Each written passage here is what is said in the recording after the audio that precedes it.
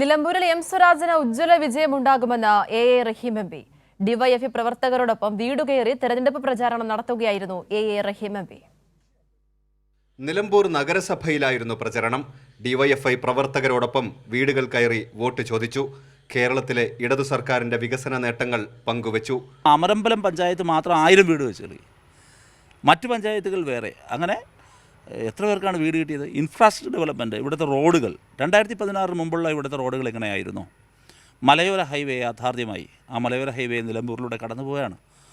മലയോര ഹൈവേ മാത്രമല്ല, ഉൾറോഡുകളിൽ പോലും റബ്ബറൈസ്ഡായ റോഡുകൾ.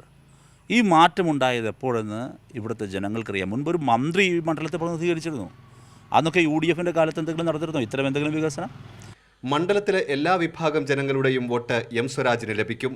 വലിയ വിജയമുണ്ടാകുമെന്നും എ റഹീം എം പി പറഞ്ഞു.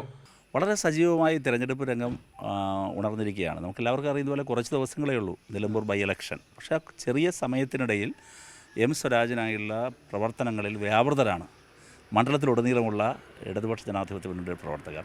ഡിവൈഎഫ്ഐ പ്രവർത്തകർ മണ്ഡലത്തിലെ വിവിധയിടങ്ങളിൽ ചെറുസംഘങ്ങളായി വീടുകൾ കയറി വോട്ട് തേടി. കൈരളി ന്യൂസ്, മലപ്പുറം.